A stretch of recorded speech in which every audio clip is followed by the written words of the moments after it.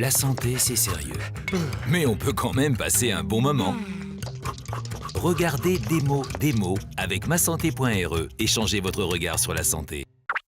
Il faut des mots pour parler des mots. Mais quand 3 mots sont à placer sans rapport avec nos mots, c'est des mots. Et voilà les mots. Alexandrie, Alexandra. Hé Oh Silence! Tu vas te rendre sourd. Comment?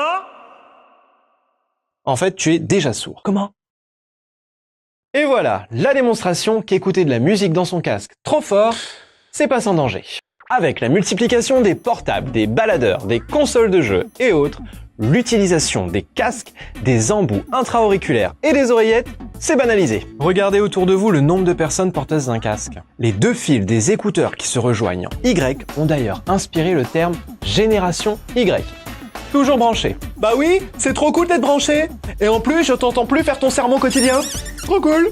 Le problème est cette habitude de mettre la musique à fond, car il existe un vrai risque de détérioration auditive, à savoir sensation d'oreille cotonneuse, sifflement, bourdonnement qu'on appelle acouphène, perte partielle de la perception auditive, ou bien, à l'inverse, amplification de celle-ci, rendant douloureux les sons anodins de la vie quotidienne. Dans les cas les plus graves, on peut arriver à une surdité totale. N'est-ce pas, Géronimo? Non mais t'es complètement marteau. Tu vas me rendre sourd. Mais c'est le comble! La gravité des lésions varie d'un individu à l'autre, en fonction des antécédents médicaux, de l'état de fatigue et de la façon d'utiliser le casque. Plus le volume est élevé, l'écoute fréquente et prolongée, et plus la personne s'expose à des dommages sérieux et définitifs. La distance par rapport à la source sonore, la répartition entre grave, médium et aigu, le format d'enregistrement et la qualité des écouteurs jouent aussi. Comme chaque individu réagit différemment, il est très difficile d'établir un tableau entre volume, durée de l'écoute et type de sonorité. Néanmoins, les chercheurs s'accordent à dire que plus le volume sonore est élevé et plus la durée d'exposition doit être brève. Ainsi, l'OMS, Organisation mondiale de la santé, déconseille d'utiliser un casque plus d'1 heure par jour à 85 décibels, soit le niveau sonore d'un cri humain. Imagine que je te crie dans ton oreille pendant 1 heure. Et quand t'as fini avec une oreille, tu passes à l'autre. Pas la peine de faire le malin, hein, c'est ce que produit ton casque des 2 côtés à la fois.